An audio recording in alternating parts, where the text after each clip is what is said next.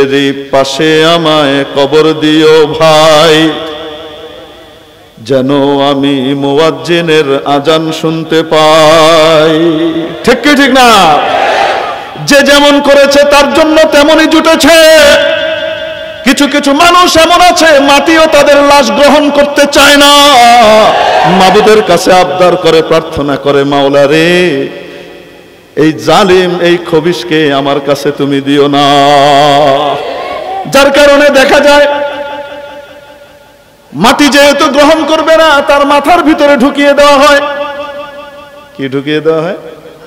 আমি আমার এটাকে গবেষণার জন্য উৎসর্গ করে গেলাম, আমার কবর লাগবে না। কয় না কেন? মানুষ মনে করে না জানি কত মহান কর্ম করেছে। পরের ধনে পোদ্দারি, দেখো আমার সর্দারি। আরে শরীরটা কার? আরো আসতে বলেন কার? শরীরটা আমাকে ব্যবহারের জন্য দেওয়া হয়েছে, যা ইচ্ছা তাই করবার জন্য নয়। ঠিক কিনা? আমার শরীরটা তো হলো আমার আমানত, আমার কাছে মাবুদের আমানত। ঠিক কিনা? অতএব ওনার ইচ্ছে ছাড়া, ওনার অনুমতি ছাড়া আমি আমার শরীরকে নিয়ে যা ইচ্ছা তাই করতে পারি না। হা হা হা, মরণের পরে তো তোমার হাত ছাড়া হয়ে গেছে, এখন তুমি দান করলে কি হবে? মরণের আগে যদি দিতা বুঝতাম তুমি মহৎ। ঠিক কিনা? মরণের আগে তো তোমার কিডনিটা তুমি আরেকজনকে দিবার চাও না, মরণের আগে তো তোমার চোখটা তুমি আরেকজনকে দিবার চাও না। যখন তুমি তোমার না, যখন তুমি তোমার না, তোমার নাকের উপরে মাছি বসলে ওই মাছিটাকেও তুমি তাড়ানোর ক্ষমতা রাখো না। এমন সময় গিয়ে তুমি বিশাল দাতাগিরি আর দানশীলতা দেখাও, আর মনে মনে করো আমি কি মহৎ কাজ করে ফেললাম। মেরে মুহতারাম দোস্ত বুজুর্গ, শয়তানের ধোঁকা। ঠিক কিনা? সেদিন এক ইতরকে দেখলাম পোস্ট করেছে, জীবনভর আল্লাহ আল্লাহর রসুলের বিরুদ্ধে কথাবার্তা বলে গেছে। কুরুচিপূর্ণ এক নারী, আমি নাম নিতে চাই না, এই দেশেও নাই, রাতের অন্ধকারে পালিয়েছে, আছে কোথাও। সেখানে আবার তার জ্ঞাতি ভাইরা তার সব কাইটা মিটে একেবারে সাইজ করে দিছে, পঙ্গু বানায় দিছে। এই আক্ষেপে তার ঘুম আসতেছে না। তো সে পোস্ট করেছে, পরবর্তীতে প্রথম পোস্টের ভিতরে তো খুব ঠেলা দিয়েছে, যারা তার এই সবকিছু মেরে দিছে তার ঠেলা খুব ভালো করে দিছে, তার হিপ জয়েন্ট কেটে মুটে সব নাশ করে দিছে।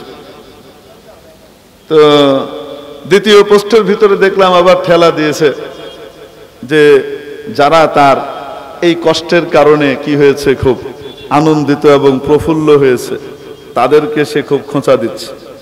বলছে শুনেন,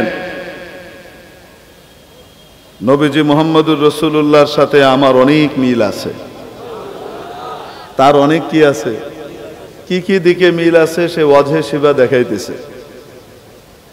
নাম্বার 1, উনি স্রোতের বিরুদ্ধে নতুন বাণী নিয়ে এসেছিলেন, আমিও স্রোতের বিরুদ্ধে নতুন কথা বলেছি।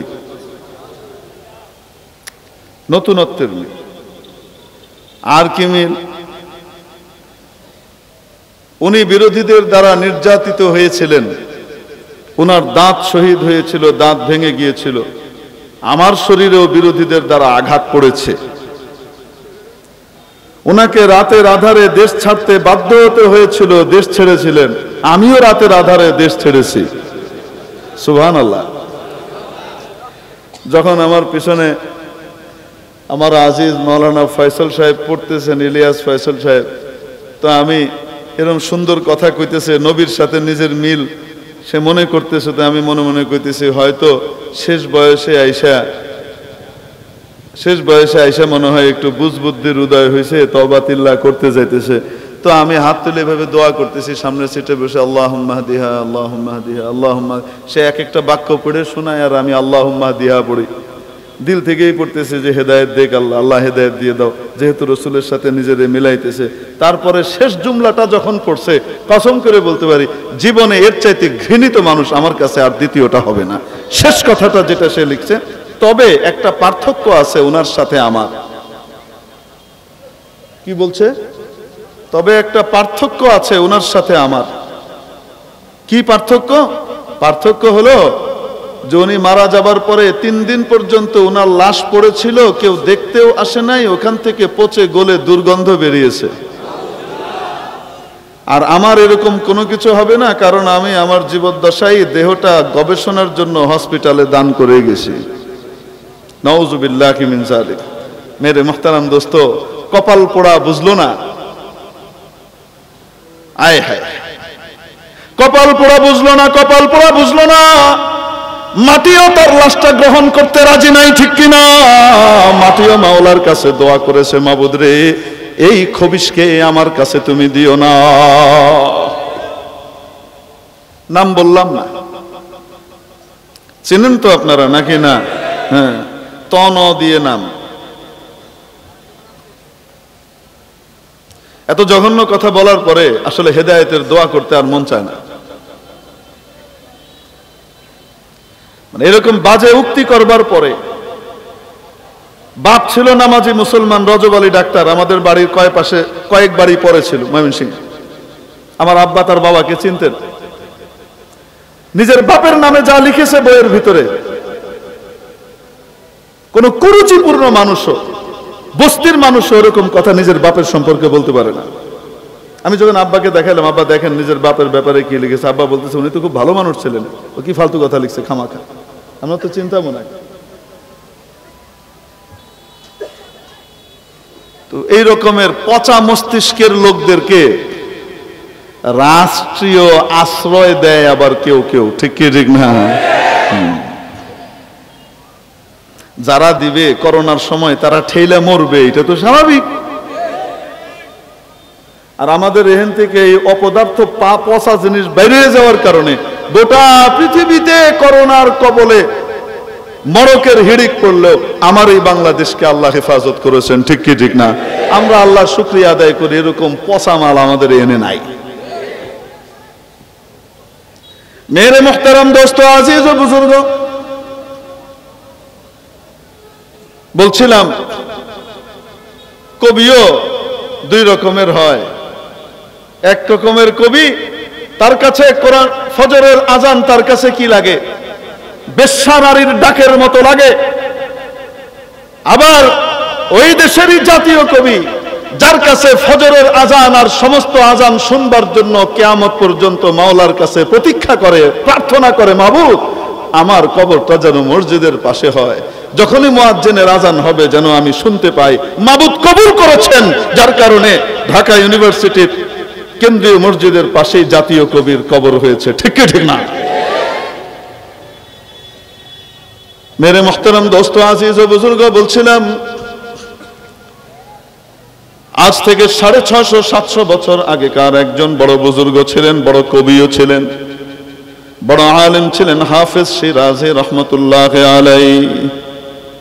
কেউ ওনাকে জিজ্ঞেস করলো, হুজুর আপনাকে সবসময় কেমন যেন মন মরা দেখি, কেমন যেন আপনাকে সবসময় বিষণ্ণ দেখি, কই আনন্দ ফুর্তি করতে দেখি না, ব্যাপারটা কি? পেটের মধ্যে কোনো ব্যথা ট্যাথা আছে কিনা? হাফেজ শিরাজি রহমতুল্লাহ আলাইহি বললেন, ব্যথা তো আছে রে বাবা, তবে পেটে না, অন্তরে। কেন? বুঝালেন, ভাই বলো, বন্ধুর কাছ থেকে যদি বন্ধুর বিচ্ছেদ ঘটে, বন্ধুর কাছ থেকে বন্ধু যদি দূরে চলে যায়, যদি পরস্পরের সরাসরি যোগাযোগটা না থাকে, সরাসরি কথা বলা, কথা শোনা, এই সুবিধাটা না থাকে, তখন বন্ধুর মনে কি আনন্দ থাকে না বেদনা থাকে? বেদনা থাকে।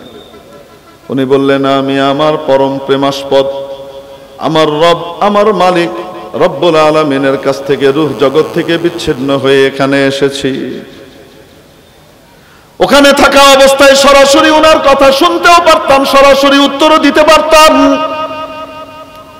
কোরআনে হাকিমের মধ্যে আছে, মাবুদ জিজ্ঞেস করেছিলেন আমাদের সবাইকে, আলাস্তু বিরাব্বিকুম, আমি কি তোমাদের রব নই? আমি কি তোমাদের সব নই? আমরা বলেছিলাম সকলেই সমস্বরে, ক্বালু বালা, অবশ্যই আপনি আমাদের রব। বলেছিলাম না, বলি নাই? বলেন না কেন? বলেছি না বলি নাই? সবাই বলেছি। কেউ ওই দাবিটাকে পৃথিবীতে সত্যে পরিণত করেছে, বাস্তবে পরিণত করে দেখিয়েছে যে সে আসলে ওনাকেই সব মনে করে। আবার কেউ কেউ ওই কথাটাকে দুনিয়াতে এসে মিথ্যা প্রতিপন্ন করেছে, যেটা বলে এসেছিল সেটা ঠিক রাখে নাই। আবুল জেহেল, আবুল আহাবের পার্টি, ঠিক কিনা? এজন্য যারা ওখানকার সেই কথাটা বালা আই আনতা রাব্বুনা, অবশ্যই, কেন নয়, ওয়াই নট ইয়া রব, ও আমাদের মালিক, কেন নয়, অবশ্যই আপনি আমাদের রব, অবশ্যই আপনি আমাদের রব। ওই সমস্ত ব্যক্তিরা দুনিয়াতে আসার পরে হাড়ে হাড়ে এটাকে বাস্তবে পাতায় পাতায় সত্যে পরিণত করে দেখান। আল্লাহর হুকুম নবীর তরিকার বাইরে এক কদম রাখেন না, আল্লাহর নাফরমানিতে লিপ্ত হন না। এই সমস্ত ব্যক্তিরাই সত্যিকারের সত্যবাদী, ঠিক কিনা? এরাই হলো সত্যবাদী। ওখানে যা বলেছে এখানে তা প্রমাণ করে দেখিয়েছে, ঠিক কিনা? এজন্য রব্বে দুল জালাল সূরাতুত তাওবার গালিবান 119 নম্বর আয়াতে ইরশাদ করেছেন, ইয়া আইয়ুহাল্লাযীনা আমানুত্তাকুল্লাহ, ও ঈমানদাররা ভয় করো আল্লাহকে, ওয়া কুনু মা'আস সাদিকিন, এবং সত্যবাদীদের সাথে থাকো, অর্থাৎ আল্লাহওয়ালাদের সাথে থাকো। আল্লাহওয়ালাদের সাথে থাকো অনুবাদ কিভাবে করা হয়? যারা নাকি সাদিকিনের মানা ক্বালু বালার সাথে মিলাবে তারা বুঝে ফেলবে। তারা কারা? লাইসাল বিররা আন তুওয়াল্লু ওয়ুজুহাকুম কিবালাল মাশরিকি ওয়াল মাগরিবি ওয়ালাকিন্নাল বিররা মান আমানা বিল্লাহি ওয়াল ইয়াউমিল আখির ওয়া আকামাস সালাতা ওয়া আতাজ যাকাতা ওয়াল মুফুনা বিআহদিহিম ইযা আহাদু ওয়াস সাবিরিনা ফিল বাসাই ওয়াদ দাররাই ওয়া হিনাল বাস উলাইকা আল্লাযীনা সাদাকু ওয়া উলাইকা হুমুল মুত্তাকুন। ঠিক কি ঠিক না? যারা আল্লাহওয়ালা সত্যবাদী তাদের সাথে থাকো। তাহলে বলেন দেখি, রূহ জগতে থাকা অবস্থায় মাবুদের সাথে সরাসরি কথাবার্তার সুযোগ ছিল কি ছিল না? মাওলা সরাসরি জিজ্ঞেস করেছেন, আমরা শুনেছি, আমরা উত্তর দিয়েছি, কিন্তু এই পৃথিবীতে আসার পরে সরাসরি মাওলার কথা চরমের কান দিয়ে শোনা যাবে। বলেন না কেন? আবার কবে শোনা যাবে?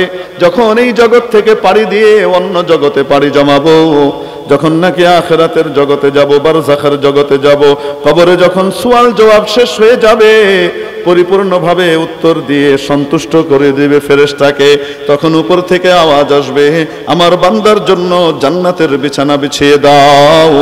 ওয়া আলবিসুহু মিনাল জান্নাহ, জান্নাত থেকে পোশাক এনে আমার বান্দা আমার বান্দিকে পরিয়ে দাও। ওয়াফতাহু লাহু বাবান ইলাল জান্নাহ, জান্নাত পর্যন্ত একটা দরজা খুলে দাও, সেখান থেকে ঝিরঝিরে ফুরফুরে বাতাস আসতে থাকবে, সুবাসিত মৃদুমন্দ বাতাসে চোখ জুড়ে ঘুম নেমে আসবে। বলা হবে নাম কানাউমাতিল আরুস, ঘুমাও যেমন ভাবে নবদম্পতি ঘুমায়। নবদম্পতি বিবাহের পরে বাসর ঘরে যাবার পরে যখন জীবনের সবচেয়ে আনন্দের কাজটি সম্পন্ন করে সবচেয়ে শান্তির নিদ্রায় নিমজ্জিত হয়ে যায়, কেউ যেমন তাদেরকে জাগায় না, বিরক্ত করে না, তেমনি ভাবে ঘুমাও, কিয়ামত পর্যন্ত আর কেউ জাগাতে আসবে না। কিয়ামত পর্যন্ত আনন্দে ঘুমাও।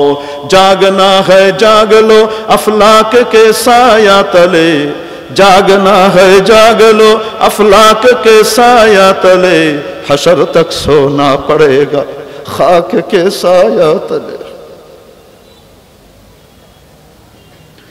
जागना है जाग लो अफलाक के साया तले, हशर तक सोना पड़ेगा खाक के साया तले। वमिन अल-लैली फतहज्जद बिह नाफिलतन लक আসা আইয়াবাসাকা রব্বুকা মাকামাম মাহমুদা। মাকামে মাহমুদের কথাটা, নবীজিকে মাকামে মাহমুদ দেওয়ার বিষয়টা যেই বিষয়ের সাথে সম্পৃক্ত করে কারণ আল্লাহু আল্লাহু আযজা ওয়া জাল যে আমলের সাথে মিলিয়ে দিয়েছেন সেটা কি? তাহাজ্জুদ। ওয়া মিনাল লাইলি ফাতাহাজ্জাদ বিহি নাফিলাতাল লাক আসা আন ইয়াবআসাকা রাব্বুকা মাকামাম মাহমুদা। কুমিল লাইলা ইল্লা কলিলা, ও কম্বলওয়ালা লেপওয়ালা, ইয়া আইয়ুহাল মুজাম্মিল কুমিল লাইলা ইল্লা কলিলা, ও আমার কম্বলওয়ালা, ও কম্বলওয়ালা, কম্বল ফেলুন, উঠুন, উঠেন উঠেন, রাত্রি জাগরণ করেন, অল্প কিছু সময় বাদে কিছু সময় ঘুমান, বাকি সময় আমার সামনে দাঁড়ান। নবীজি সাল্লাল্লাহু আলাইহি ওয়াসাল্লাম রাত্রে দাঁড়িয়ে নামাজ পড়তে পড়তে এত দীর্ঘ সময় নামাজ পড়তেন, এত দীর্ঘ সময় কিয়াম হতো, লম্বা তেলাওয়াত হতো, হাত্তা তাওয়াররামাত কদামা, পাগুলো এভাবে ফুলে যেত, পানি চলে আসতো দীর্ঘ সময় দাঁড়িয়ে থাকার কারণে। সাহাবীরা জিজ্ঞেস করেছেন, ইয়া রাসূলুল্লাহ, আপনি এই পরিমাণ কেন কান্নাকাটি করেন, এই পরিমাণ ইবাদত কেন করেন, এত কষ্ট করার দরকার কি? ইয়া নবী আল্লাহ, ওয়াকাদ গুফিরা লাকা মা তাকদ্দামা মিন যামবিকা ওয়া মা তাআখার। ও নবী, আপনার ইতিপূর্বের যত রকমের গুনাহ খাতা আছে, যদি হয়েও থাকে কোনোদিন তো হবেই না, ঠিক কি ঠিক না? যদি হতো সামনে পিছনের কোনোটাই তো ধরবেন না, আল্লাহ মাফ করে দেওয়ার অগ্রিম ঘোষণা দিয়েছেন, তারপরেও কেন এত কান্নাকাটি করেন? আমার নবীজি সাল্লাল্লাহু আলাইহি ওয়াসাল্লাম উত্তর দিয়েছিলেন, আফালা আকুনা আবদান শাকুরা, আমার মাবুদ আমাকে এত বড় সম্মানে ভূষিত করেছেন, আমি কি আমার মাবুদের শুকরগুজার বান্দা হব না? মেরে মুহতারাম দোস্ত, আজিজ ও বুজুর্গ, আমার নবী তো জীবনে কখনো নামাজ ছেড়ে দেন নাই, নামাজ শুরু হওয়ার পর থেকে, ঠিক কি ঠিক না? নামাজ ফরজ হওয়ার পর থেকে কোনোদিন আমার হাবিব নামাজ ছাড়েন নাই। আজকে অনেকে নামাজ রাসূলের আশিক দাবি করে, অথচ নামাজ পড়ে না, ঠিক কিনা? মারেফতের দাবি করে, নামাজ পড়ে না। ও আমার প্রিয় ভাই, যে বা যারা তোমাদেরকে মারেফতের নামে নামাজ ছাড়ার ধোঁকা দিচ্ছে, তারা ধোঁকাবাজ, তাদের পথ থেকে ফিরে এসো, নবীর পথে চলে এসো। মেরে মুহতারাম দোস্ত, আজিজ ও বুজুর্গ, বলছিলাম হযরত হাফেজ শিরাজি রাহমাতুল্লাহি আলাইহি কেউ জিজ্ঞেস করেছিল, জিজ্ঞাসার উত্তরে উনি বলছিলেন, বন্ধুর সাথে বন্ধুর বিচ্ছেদ হলে কি মানুষ আনন্দ করে নাকি? আনন্দ করে? কি বলেন আপনারা? বন্ধুর সাথে বন্ধুর বিচ্ছেদ হলে আনন্দ করে? উনি সেটাই বলছেন যে বিচ্ছেদ হয়েছে, এখানে আসার পরে তো ওনার বাণী সরাসরি শুনি না, বলতে পারি না, এজন্য মনটা খারাপ।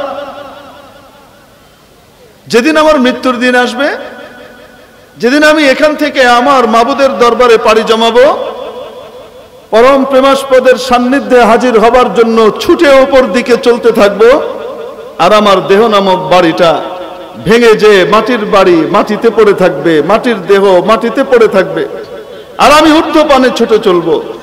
আমার দেহ নামক বাড়িটা যেদিন ভাঙার সময় আসবে না, সেদিনকার জন্য আমি আনন্দ গীত তৈরি করে রেখেছি, গজল বানিয়ে রেখেছি, যেন আমি গান গাইতে গাইতে, গজল গাইতে গাইতে আনন্দ চিত্তে সেদিন মাবুদের দরবারে হাজির হতে পারি। উনি ওনার ভাষায় বললেন, খুরমা রোজে কেজি মনজিলে ওয়রা বেরওয়াম, রাহতে যা তলবম ওয়াজ পায়ে জানা বেরওয়াম, রাহতে যা তলবম ওয়াজ পায়ে জানা বেরওয়াম, নজর কর দম के दरा यद बसरे आदम रोजे, नजर कर दम के दरा यद बसरे आदम रोजे, तदर मैं कदा शादान गजल खाबे रवम। আমার মাটির দেহটা যেদিন ভেঙে যাবে, আর মাটির দেহ মাটিতে মিশে যাওয়ার জন্য কবরে নেমে যাবে, আর আমার আত্মা ছুটে চলবে আবার পরম প্রেমাস্পদ মাবুদের দরবারে সান্নিধ্যে হাজিরি দেবার জন্য।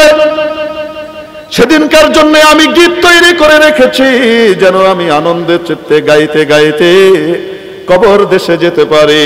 তাদার মায়ে কাদা সাদান গজল খাবে রবম, তাদার মায়ে কাদা সাদান গজল খাবে রবম।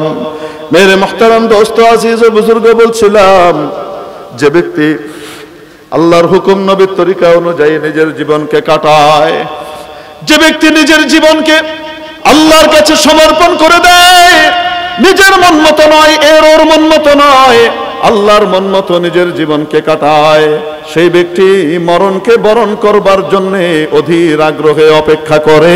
মরণের কথা শুনলে, মৌতের কথা শুনলে সে ভয় পায় না, ঠিক কিনা? আজ থেকে আনুমানিক প্রায় 850-900 বছর আগেকার ঘটনা। এক ব্যক্তি, এক যুবক চাচার দোকানে ম্যানেজারি করতেন। চাচার দোকান ছিল আত্তারের দোকান। আত্তার মানে আতরওয়ালা না, ওই দোকানে খুশবুও পাওয়া যায়, জাফরান পাওয়া যায়, কিন্তু আসলে ওই যে হেকিমি ওষুধ যেগুলো আছে, এই ওষুধের কাঁচা মাল যে দোকানে বিক্রি করে, ওই দোকানগুলোকে আত্তারের দোকান বলে। তো ওই দোকানের উনি ম্যানেজার ছিলেন, দোকান ছিল চাচার। তো একদিন এক বুড়া মিয়া দোকানের সামনে এসে ভিক্ষা চেয়েছে। ভিক্ষা চেয়েছে মানে সাহায্য চেয়েছে। লোকটা দেখতে গরিব, এটা বোঝা যায়। গরিব হলে কি হবে, মাথা থেকে পা পর্যন্ত এই লোকটার নবী পাক সাল্লাল্লাহু আলাইহি ওয়াসাল্লামের সুন্নত দ্বারা তার গোটা শরীর সজ্জিত। তো এসে বললেন, বাবাজি আমাকে দয়া করে একটু সাহায্য করো, আমি গরিব মানুষ, আল্লাহর ওয়াস্তে একটু সাহায্য করো। তো যুবক, একে তো যুবক, যৌবনের গরম শরীরে, আবার আরেক দিকে টাকা গুনে, টাকার গরম। টাকার গরম সবাই কি করতে পারে না, হজম করতে পারে না, ঠিক কি ঠিক না? তো গরম আলাল গরম মিলে হয়েছে মহা গরম। এখন সে রেগে গিয়ে বলছে, কিছু কটু কথা শুনিয়ে দিল এই জাতীয়, এই মিয়া তোমার বাপ দাদাই কি এখানে টাকার গাছ লাগিয়ে গেছে যে যারা দিলে টপ টপ করে টাকা পড়বো, তুমি আইবা তোমারে টাকা দিমু? যাও ফুড ফর ওয়ার্ক, কাজের বিনিময়ে খাদ্য খেটে খাও। আমাদের আধুনিক যুগের শব্দগুলো এমন, ওই যুগের শব্দগুলা, এটার মজমুন আর বিষয়বস্তু কি ছিল ধরে নেন। খুব কড়া কিছু কথা শুনিয়ে দিছে এবং বলছে যাও, দিতে পারবো না। তো এই বৃদ্ধ ব্যক্তি বড় মর্মাহত হলেন। বৃদ্ধ ব্যক্তির মনের ভিতরে খুব আঘাত লাগলো। উনি যুবককে লক্ষ্য করে বললেন, বাবা তুমি যদি আমাকে সাহায্য না করো, সেই না করার এখতিয়ার তোমার আছে, অধিকার আছে, কিন্তু তাই বলে তুমি আমার সাথে এই খারাপ ব্যবহার, দুর্ব্যবহারটা না করলেও তো পারতে। এই কটু কথাগুলো আমাকে না শোনালেও তো তুমি পারতে। তোমার কি একবারও মনে হয় না যে আমি তোমার বাবার বয়সী একজন মানুষ, আমাকে বয়সের কারণেও তো একটা সম্মান দেওয়া যায়? তাছাড়া আমি আল্লাহর ওয়াস্তা দিয়ে তোমার কাছে চেয়েছি, আল্লাহর মাধ্যম দিয়ে তোমার কাছে চেয়েছি, আল্লাহর নাম বলে চেয়েছি। আল্লাহর নামের সম্মানটুকুও তো তুমি রাখতে পারতা, আমার সাথে খারাপ ব্যবহার না করলেও তো পারতা। তোমার কি একটু ভয় হয় না কিভাবে তোমার মরণ আসবে? যুবক বলে, বাবারে বাবা, এত বিশাল ওয়াইজিন ফকির দেখা যায়। ওই বুড়া, তোমার যেভাবে মৌত হবে আমারও সেভাবে মৌত হবে। এ কথা শোনার পরে বুড়া মিয়া বলেন, আচ্ছা আমি যেভাবে মরবো তুমি সেভাবে মরতে পারবা? তো যুবক বলে, পারবো না কেন? বুড়া মিয়া বলেন, আচ্ছা ঠিক আছে, তাহলে তুমি আমাকে একটু অনুমতি দাও, আমি তোমার দোকানের সামনে শুয়ে একটু মরে দেখাই, দেখি তুমি এরকম মৃত্যু অর্জন করতে পারো কিনা। যুবক চিন্তা করে, আরে ভারী তেঁদড় ফকিরের পাল্লায় পড়া গেল, নাছড় বান্দা, যায়ও না, তার কিছু দিয়ে বাগাই দিলে ভালো আসলে, তো ওয়াজ শুরু করছে। তো যাই হোক, যেহেতু বেশি কথা কওয়া শুরু করছে, আমি শেষ দেখে ছাড়বো, কেরামতির দৌড় কত এটা দেখে ছাড়বো। পুরান পাগলের ভাত নাই, নতুন পাগলের আমদানি, কি কয় না? তো বুড়া মিয়াকে যুবক বলছে, আচ্ছা ঠিক আছে, দিলাম অনুমতি, মরে দেখাও। একটা সময় বেঁধে দিল। ওই জমানায় তো আর ঘড়ি ছিল না, তো ধরে নেন অল্প কিছু সময়, হুনাই হা বলতে গেলে কতটুকু লাগে, এই 5-7 মিনিটের একটা সময় দিয়ে দিল। দেখি এই সময় দিলাম, এর ভিতরে যদি মরে দেখাইতে পারো তো পারলা, নাহলে লাথি মেরে কোমর ভেঙে দিব, একদম বাট পারি ছুটাই দিব। তো বুড়া মিয়া কোনো উত্তর না দিয়ে দোকানের সামনে গিয়ে কেবলামুখী হয়ে শুয়ে পড়েছেন, ডান গালের নিচে ডান হাতটা রেখে, আর শুয়ে কালেমা পড়লেন, লা ইলাহা ইল্লাল্লাহু মুহাম্মাদুর রাসূলুল্লাহ। কোরআন শরীফ এই কালেমা শরীফ তেলাওয়াত করে পড়ে ওই ভদ্রলোক চোখ বন্ধ করে শুয়ে পড়লেন। নির্ধারিত সময় পার হয়ে গেল, আরো সময় পার হয়ে যায়, বুড়া মিয়া নড়ে চড়ে না, চোখ বন্ধ করে শুয়ে আছে। আর ওদিকে যুবক তাকাতে দেয়, এই বুড়া মিয়া ওঠ, উঠো। বুড়া মিয়া নড়ে না, চুপ করে শুয়ে আছে। বেশ কিছুক্ষণ পরে যুবক দোকানের ভিতর থেকে বের হয়ে রেগে মেগে বুড়া মিয়ার শরীরের ভিতরে প্রচন্ড জোরে একটা ধাক্কা দিল। ধাক্কা দেওয়ার সাথে সাথে দেখে বুড়া মিয়া এখানে নাই, মাওলার কাছে চলে গেছে। দেখার সাথে সাথে যুবকের মনের মধ্যে এমন এক আলোড়ন তৈরি হলো, হায়, কেউ মৃত্যুকে এমন ভাবে বরণ করতে পারে, কেউ চাইলে এভাবে মরতে পারে, এটা কিভাবে সম্ভব। লাউ আকসামা আলাল্লাহি লা আবাররাহ। আল্লাহর কিছু বান্দা এমন থাকে যাদেরকে দেখতে শুনতে তেমন কিছু মনে হয় না, খুবই সাধারণ থাকে। মাদফুউম বিল আবওয়াব, কোন দরজায় গেলে সেখান থেকেও ফিরিয়ে দেওয়া হয়, তেমন পাত্তা দেওয়া হয় না। চুল আঁচড়াবে চিরুনিরও খবর নাই, কাপড় চোপড়েরও তেমন খবর নাই। রব্বা আশআতা আগবার, দেখতে অতি সাধারণ, কিন্তু আরশের মালিকের সাথে তার ডাইরেক্ট কানেকশন আর সম্পর্ক থাকে নবীজির সুন্নতের কারণে। এমন সম্পর্ক পয়দা হয়ে যায়, মাবুদ বলেন, নবীজি সাল্লাল্লাহু আলাইহি ওয়াসাল্লাম বলেন, লাউ আকসামা আলাল্লাহি লা আবাররাহ। আল্লাহর কথা বলে যদি কোনো কসম খেয়ে ফেলে, আল্লাহ পাক তার সেই কসমকে পুরো করবার জন্য উঠে পড়ে লেগে যান, আল্লাহ তার কসম পুরা করেই ছাড়েন। ইমাম মুহাম্মদ ইবনে ইসমাঈল আল বুখারী রাহমাতুল্লাহি আলাইহির ঘটনা আছে ইন্তেকালের, হাদিয়ুস সারির ভিতরে দেখে নিয়েন, মুকদ্দিমায়ে ফাথুল বারির মধ্যে সনদ সহ উল্লেখ করেছেন হাফেজ ইবনে হাজার আসকালানী রাহমাতুল্লাহি আলাইহি। হযরত ইমাম বুখারী রাহমাতুল্লাহি আলাইহির সাথে হিংসা করে ওনার অল্প বয়সের এত বিশাল মকবুলিয়ত, জনপ্রিয়তা এবং উত্থান, ওটা সমগোত্রীয় অনেকে সহ্য করে বেদাতি তকমা লাগিয়ে দিল। কি লাগিয়ে দিল? বেদাতি। ওনার আকীদা ঠিক নাই, ওখান থেকে বের করে দিল। অন্য এলাকার লোকজন খবর পেল, তারা চিন্তা করলো, হায় হায়, মুহাম্মদ ইবনে ইসমাঈল আল বুখারীর মতো জগৎ বিখ্যাত মানুষ, এরকম অসাধারণ মনীষীকে ওরা নেয় নাই, আমরা নিব।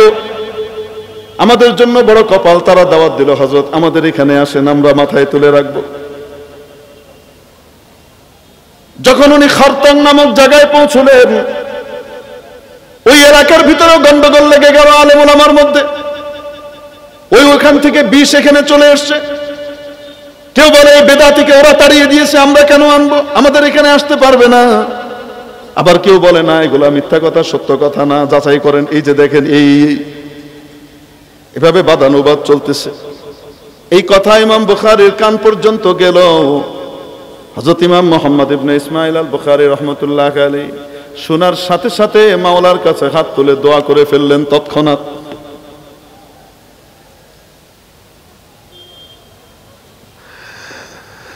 اللهم إن أرضك قد ضاقت اللهم إنه قد ضاقت علي الأرض بما رحبت فاقبضني إليك مولا। আপনার এই জমিন বড় প্রশস্ত ঠিক, কিন্তু আমার জন্য সংকীর্ণ হয়ে গেছে। আয় আল্লাহ, আমাকে আপনি উঠিয়ে নেন।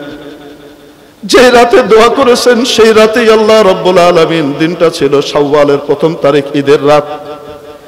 সেই ঈদের রাত্রে ইমাম বুখারীকে আল্লাহ উঠিয়ে নেন। তো আল্লাহওয়ালারা আল্লাহর কাছে চাইলে আল্লাহ নিতে কি দেরি করেন নাকি? বলেন না কেন?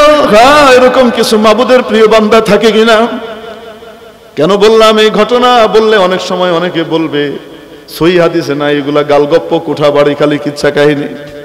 আর ইমাম বুখারী রাহমাতুল্লাহি আলাইহির জীবনের ভিতরে তাকিয়ে দেখো, মাওলার কাছে চেয়েছেন, সাথে সাথে মাবুদ নিয়ে গিয়েছেন, ঠিক কিনা? এই সাধারণ লোকটাকে দেখতে সাধারণ মনে হলেও হাদিসের ভাষা অনুযায়ী এই গরিব মানুষটা আসলে অতি উঁচু মাপের ওলি ছিলেন, আল্লাহর বড় প্রিয় ছিলেন। মাবুদের কাছে প্রার্থনা করেছেন, আয় আল্লাহ, আমি এই যুবককে একটু শিক্ষা দিতে চাই, তুমি আমাকে কবুল করে নাও, আমাকে নিয়ে যাও। রব্বুল আলামিন ওনাকে তৎক্ষণাৎ নিয়ে গিয়েছেন। এই যুবক এই অবস্থা দেখে তার মধ্যে এমন এক আলোড়ন তৈরি হলো, এমন এক অস্থিরতা তৈরি হলো। হায়, নিজেকে, মৃত্যুকে, মরণকে কেউ এভাবে বরণ করতে পারে, এভাবে আলিঙ্গন করতে পারে, এটা তো কখনো চোখের সামনে না দেখলে বিশ্বাস করতে পারতাম না। চাচার কাছে হিসাব নিকাশ বুঝিয়ে দিয়ে বলতেছে, চাচা যান, আপনার দোকান অন্য কাউকে দেন, হিসাব নিকাশ বুঝে নেন, আমাকে তো ওই বুড়া মিয়ার মতো মৃত্যু অর্জন করা লাগবে। চলে গেলেন যুগের শ্রেষ্ঠ আলেম এবং বড় ওলির সোহবতে। ওখানে গিয়ে এরকম মরণের জন্য বললেন, আমি এরকম মৃত্যু লাভ করতে চাই যে মৃত্যুর জন্য মাবুদের তরফ থেকে ডাক আসবে, ফেরেশতা ডেকে বলবে, ইয়া আইয়াতুহান নাফসুল মুতমাইন্নাহ ইরজিই ইলা রাব্বিকি রাদিয়াতাম মারদিয়া। ফেরেশতা এসে বলবে, ইয়া আইয়াতুহান নাফসুত তাইয়্যিবাহ ইরজিই ইলা মাগফিরাতিম মিনাল্লাহি ওয়া রিদওয়ানিহি। আমি তো এমন মৃত্যু অর্জন করতে চাই যে মৃত্যুর পরে মাবুদ ডেকে বলবেন, ফাদখুলি ফি ইবাদি ওয়াদখুলি জান্নাতি। ও আমার প্রিয় বান্দা, আমার বান্দাদের মধ্যে তুমি ঢুকে যাও এবং আমার জান্নাতে প্রবেশ করে ফেলো। আমি এমন মৃত্যু লাভ করতে চাই। ওই বুজুর্গের তত্ত্বাবধানে থেকে সুন্নতের উপরে পরিপূর্ণ আমল করে মুজাসসাম পায়কারে সুন্নত হয়ে গেলেন এই যুবক। যুগশ্রেষ্ঠ ওলি হিসেবে খ্যাতি লাভ করলেন। বর্তমান বিশ্ব আজও ওই যুবককে স্মরণ করে শেখ ফরিদউদ্দিন আত্তার রহমতুল্লাহ আলাইহি নামে। উনার লেখা কিতাব বন্দনামা, নসিহতনামা আজও কওমি মাদ্রাসার বাচ্চারা পড়ে। ঠিক কি ঠিক না? রুহানিয়াত আছে। 900 বছর আগেকার লেখা বই, 850 বছর আগেকার লেখা বই আজও চলছে, সিলেবাসের মধ্যে চলছে। আর সমস্ত নসিহত মালা পড়ে ছোট্ট ছোট্ট কচি কাচারা আল্লাহওয়ালা বুজুর্গ হচ্ছে, সত্যিকারের আদম সন্তানে পরিণত হচ্ছে, আদমের খাঁটি সুসন্তানে পরিণত হয়ে জান্নাতের অধিকারী হচ্ছে। ঠিক কিনা? সিলেবাসের মধ্যে এগুলো না রেখে বান্দর বান্দর ঢুকানোর দ্বারা বুঝি মানুষ মানুষ হবে? কি বলেন আপনারা? মানুষ হবে? কখনো না। আল্লাহ তাআলা এদেরকে হেদায়েত নসিব করেন, বলেন আমি। এর চেয়ে বেশি কিছু বলার নাই। আবার কোন কোনটাকে দেখি ছাগলের 3 নম্বর বাচ্চার মতো এগুলার সমর্থনে লাফালাফি করতেছে। আছে না নাই? পাগল। আসলে কি বলেন? পাগল। মেরে মুহতারাম দোস্ত আজিজ ও বুজুর্গ, বলেন তো দেখি, এরকম সুন্দর মওত আমাদের কার কার লাগবে? কার কার এরকম সুন্দর মওত লাগবে? আয় মাওলা, হাতগুলাকে কবুল করে নেন। মাবুদ রে, আপনার চারিদিকে ফেরেশতারা দেখছে মাওলা। আয় আল্লাহ, আমাদেরকে খাতেমা বিল খায়ের নসিব করে। আয় মাবুদ, আমাদেরকে নেককারের মওত দিয়ে দিয়ে। আয় আল্লাহ, তো আপনার ওলি এবং ওলিয়ার মওত আমাদেরকে নসিব করে দিয়েন। মাবুদ রে, আমাদেরকে গুনাহরত অবস্থায় নিয়েন না। পরিপূর্ণ তওবাকারী হিসেবে, আপনার ওলি হিসেবে, আপনার কাছের বান্দা হিসেবে, বান্দী হিসেবে আমাদেরকে নিয়ে যেন। আমিন। প্রিয় উপস্থিতি, বলছিলাম এরকম মৃত্যু পেতে চাইলে কি করা লাগবে? নবীজি সাল্লাল্লাহু আলাইহি ওয়াসাল্লাম বলেন, ইন্নাকুম তুবাসুনা কামা তামুতুন ওয়া ইন্নাকুম তামুতুনা কামা তাঈশুন। তোমাদের জীবনটা যেমন হবে, মরণটা তেমন হবে। মরণটা যেমন হবে, উত্থানটা তেমন হবে। কিয়ামতের দিন ওইভাবেই উঠবে যেভাবে তোমার মওত হবে। মওতটা তোমার তেমন হবে, জীবনটা তোমার যেমন হবে। জীবনটা যদি ইমানদারের হয়, ইমানওয়ালাদের সাথে হয়, আলেম ওলামার সাথে হয়, নবীজির ওয়ারিসদের সাথে যদি তোমার সম্পর্ক থাকে, সুন্নতের সাথে তোমার সম্পর্ক থাকে, মরণটা অনেককারের হবে, আল্লাহওয়ালাদের হবে। ঠিক কিনা? মরণটা যদি আল্লাহওয়ালাদের হয়, কিয়ামতের দিন ওই জায়গাতে তুমি উঠবা না যেই জায়গার দূরত্ব একদিন হবে 50,000 বছরের, বরং সবচেয়ে শর্টেস্ট দিন যেখানে হবে ওইখানে তোমার উত্থান ঘটবে। ঠিক কিনা? মেরে মুখতারাম দোস্ত আজিজ ও বুজুর্গ, এজন্য কিয়ামতের দিন আমাদের সামনে আছে না নাই? দুনিয়াতে কেন পাঠানো হলো? খেলতামাশা করবার জন্য না কাজ করবার জন্য? এজন্য মাবুদ দ্বিতীয় কথা বলেন, ওয়া ইন্নামা তুওয়াফাউনা উজুরাকুম ইয়াউমাল কিয়ামা। তুওয়াফাউনা, তুতাউনা উজুরাকুম বলে নাই, তুওয়াফাউনা, তোমাদেরকে কড়ায় গন্ডায় পাই পাই করে হিসাব বুঝিয়ে দেওয়া হবে, পরিপূর্ণ বুঝিয়ে দেওয়া হবে। দুনিয়াতে তোমরা যা করেছো সেগুলো, যে নেক কাজ করেছো প্রতিশ্রুতির চেয়ে এক চুল পরিমাণ কম দেওয়া হবে না। যে অপকর্ম করেছো সেটা যতটুকু করেছো তার চেয়ে বেশি সাজা দেওয়া হবে না, পরিপূর্ণভাবে বুঝিয়ে দেওয়া হবে। ফালা তুযলামু নাফসুন শাইআ ফামান যুহযিহা আনিন নারি ওয়া উদখিলাল জান্নাতা ফাকাদ ফাজ। অতএব বনি আদম, যদি সাফল্য পেতে চাও, সাকসেসফুল যদি হতে চাও, যদি সফল হতে চাও, তাহলে জাহান্নাম থেকে কিভাবে বাঁচা যায়, জান্নাতে ঢোকা যায় সেই চিন্তা করো। কারণ যে ব্যক্তিকে জাহান্নাম থেকে পরিত্রাণের ঘোষণা দিয়ে দেওয়া হলো এবং জান্নাতে ঢুকিয়ে দেওয়া হলো, ফাকাদ ফাজ, সেই কামিয়াব হয়ে গেল। তাহলে আমাদের জীবনটা কেমন হবে? বান্দরের ছাওয়ের মতো না আদমের বাচ্চার মতো? আসতে বলেন, কার মতো? বানরের বাচ্চার মতো নাকি আদমের বাচ্চার মতো? বানর কাপড় চোপড় পরে, তাহলে বানরের ছাওদেরও কাপড় চোপড়ের ঠিক ঠিকানা থাকবে না, তাদের বোরকাও ঠিক থাকবে না, তাদের শালীনতাও ঠিক থাকবে না। ঠিক কি ঠিক না? মেরে মুহতারাম দোস্ত আজিজ ও বুজুর্গ, অতএব নবী পাক সাল্লাল্লাহু আলাইহি ওয়াসাল্লামের সুন্নত অনুযায়ী নিজের জীবনটাকে আমরা সাজাবো তো ইনশাআল্লাহ। কিন্তু আখিরাতকে সামনে নিয়ে যখন জীবন কাটাবো, সবচেয়ে বড় প্রতিবন্ধক হিসেবে যেটা সামনে আসবে সেটা হলো পার্থিব জীবনের চাকচিক্য।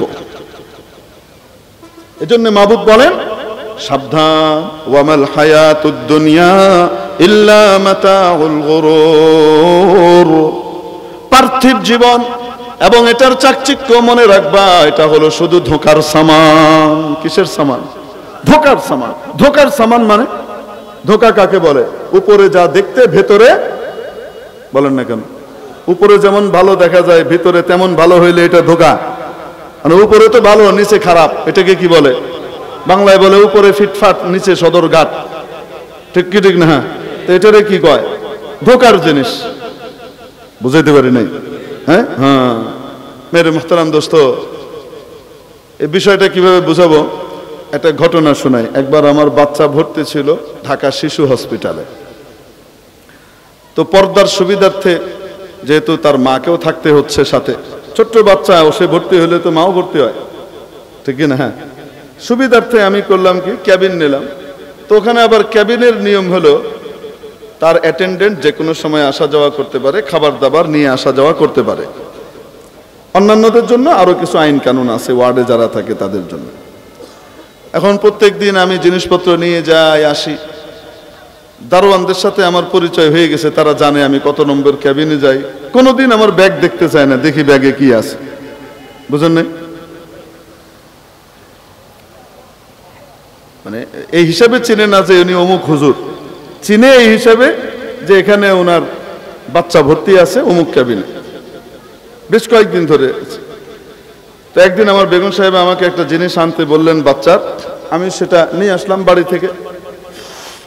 তো আমার হাতে যে ব্যাগটা ছিল, এই ব্যাগটা ছিল খুব সুন্দর, বিদেশি শপিং মলের ব্যাগ, খুব দামি ব্যাগ।